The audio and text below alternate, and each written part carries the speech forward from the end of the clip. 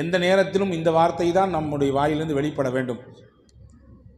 குறையாவே இருந்தாலுமே கூட, கஷ்டமே ஏதோ கொஞ்சம் இருந்தாலும் கூட, சிரமங்களும் நெருக்கடிகளும் நம்மளை சுற்றி இருந்தாலும் கூட அல்ஹம்துலில்லாஹ் அப்படின்னு சொன்னோன்னா நிச்சயமாக அந்த வார்த்தையின் பரக்கத்தினாலே அல்லாஹ் நம்முடைய சிரமங்களையும் கஷ்டங்களுக்கும் தீர்வை தருவான். இந்த அல்ஹம்துலில்லாஹ்னு சொல்லும்போது எனக்கு ஒரு கதை ஞாபகம் வருது. முல்லா நஸ்ருதீன் இருக்கிறார, வேடிக்கையான ஒரு விகடகவி. அவருக்கு ஒரு ஆசை, சந்தையில் போய் ஒரு வித்தியாசமான குதிரை வாங்கணும்னு ஆசை அவருக்கு. யாருமே ஊரில் வச்சுக்கக்கூடாது, அந்த மாதிரியான ஒரு குதிரை வாங்கணும். சுற்றி சுற்றி பார்த்தாரு, கிடைக்கல. கடைசியில் ஒரு குதிரை மாட்டுச்சு. எப்படி மாட்டுச்சு அப்படின்னா, அந்த குதிரையினுடைய ஓனர் சொன்னால், இந்த குதிரை வித்தியாசமான குதிரை. என்ன வித்தியாசமான குதிரை முதல்ல சொல்லு நீ அப்படின்னாரு.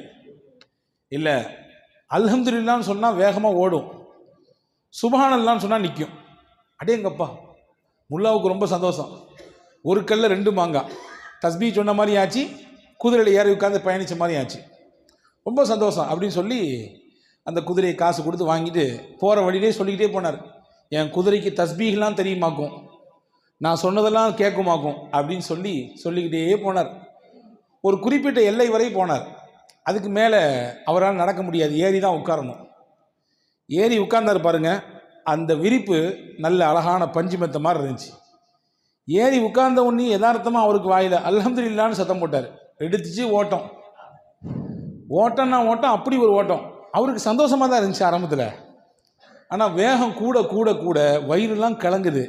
கலங்கின வயிற்றில் எதை சொன்னால் நிற்குன்றதை மறந்துட்டான் மனுஷன்.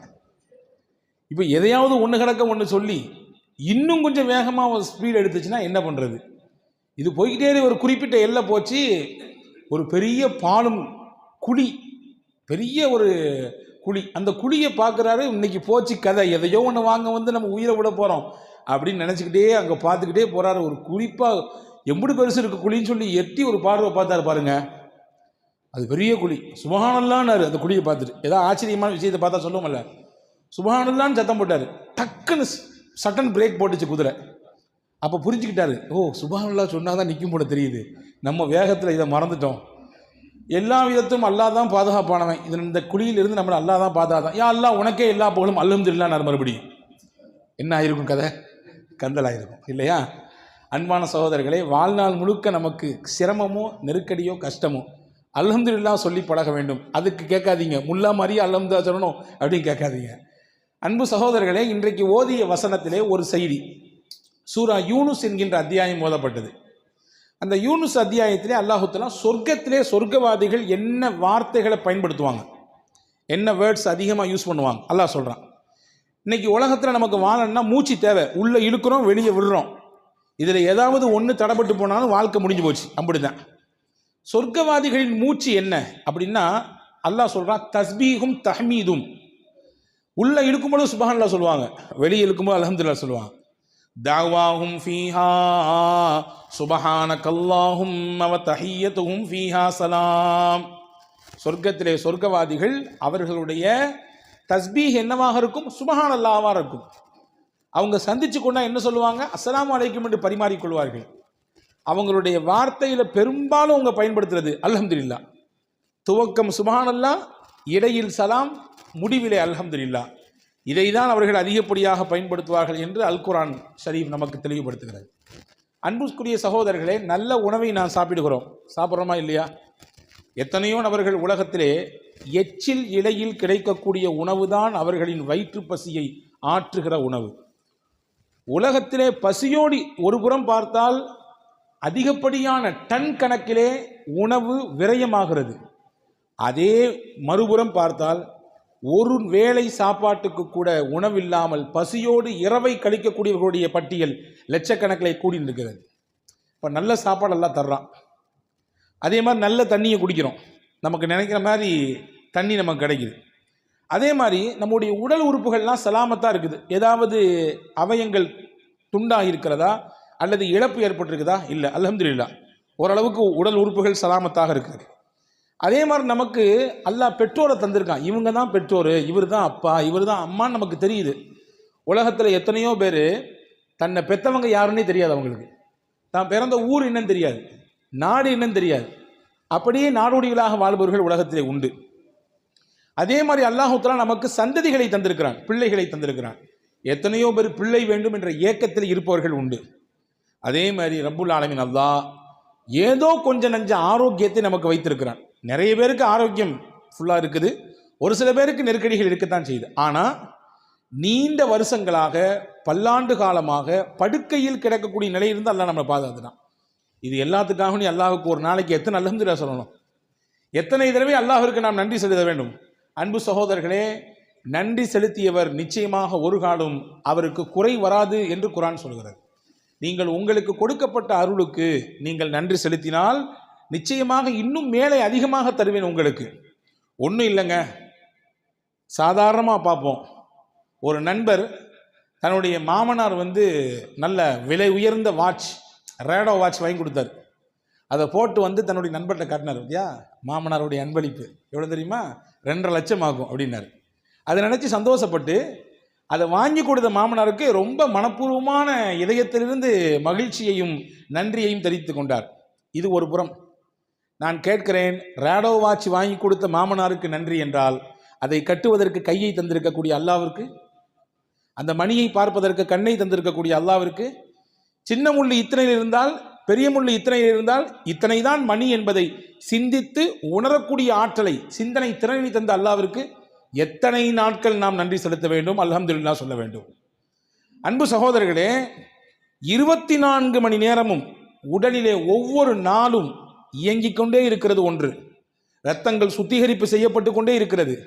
சிறுநீரகம் அந்த வேலையை மிகச்சிறப்பாக செய்து கொண்டே இருக்கிறது.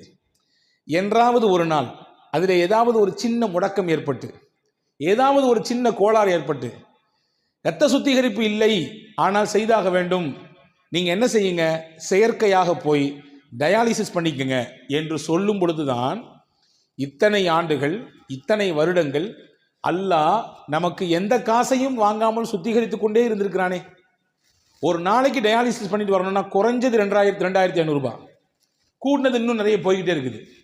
யோசிக்கிறோம், அல்லாஹ் கணக்கிட்டு பாருங்கள், ஒரு நாளைக்கு குறைந்தபட்சம் 1000 என்று போடுங்கள், ஒரு மாதத்திற்கு எவ்வளவு ஆனது, ஒரு வருடத்திற்கு எவ்வளவு ஆகிறது. இதையெல்லாம் வாங்காமல் சீராக அல்லாஹ் நம்முடைய உடலிலே அந்த இரத்தத்தை சுத்திகரிப்பு செய்து இயக்கிக் கொண்டே இருக்கிறான். எத்தனை முறை அல்ஹம்துலில்லாஹ் சொல்ல வேண்டும்.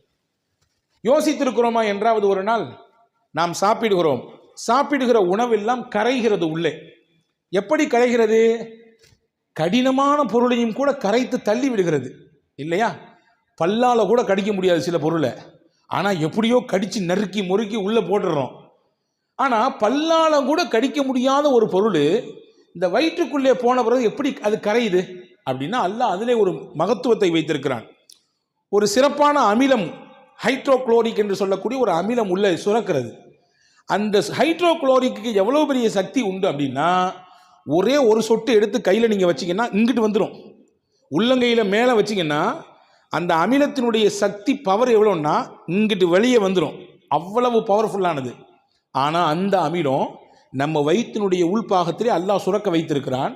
எதற்கு வைத்தான்? கடினமான பொருள் உள்ளே போனாலும் அதை பஸ்மமாக்கக்கூடிய வேலையை அது செய்கிறது. எத்தனை முறை சாப்பிட்டோடு அல்ஹம்துலில்லாஹ் சொல்ல வேண்டும்.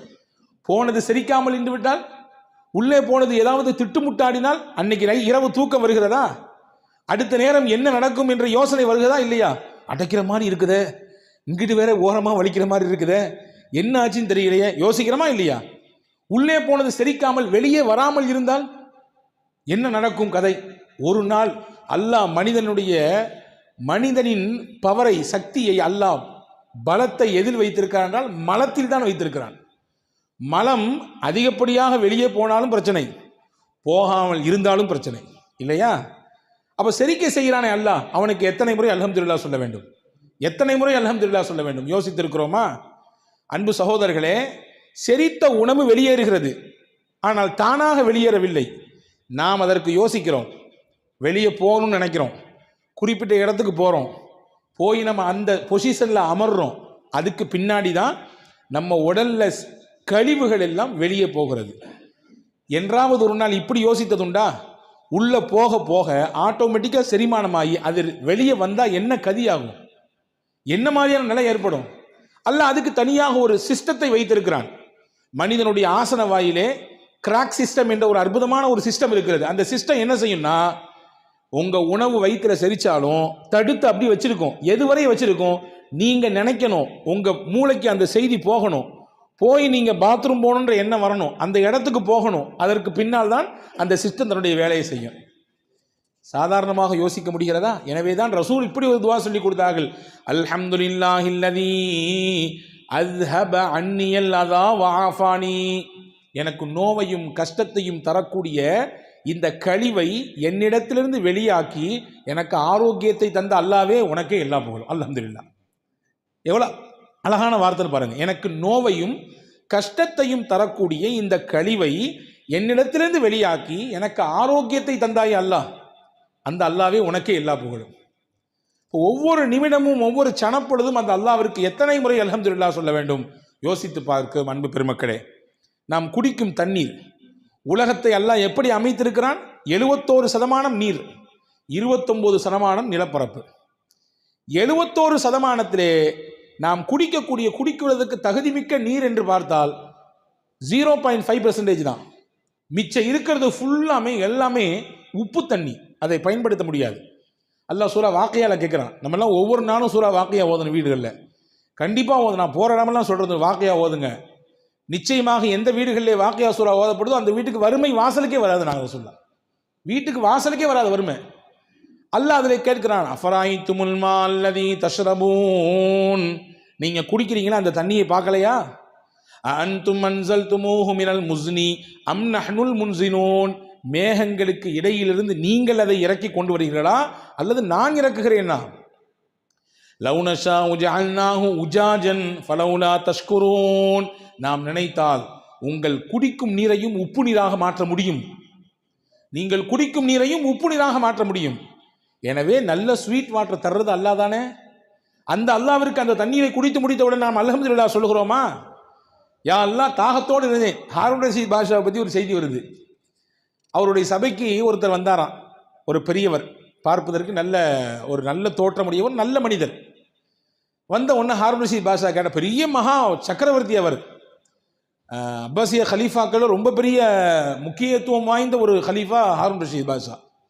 இப்போ அவர் சொன்னாரம்மா, நீங்கள் ஏதாவது எனக்கு உபதேசம் செய்யணும், நீங்கள் ஏதாவது நல்ல விஷயம் சொல்லுங்கள், நான் கேட்கணும், எனக்கு ஆசையாக இருக்குது அப்படின்னு சொன்ன உடனே அவர் கேட்டாராம், நாளைக்கு மறுமையில் உனக்கு ரொம்ப கடுமையான தாகம் இருக்குது,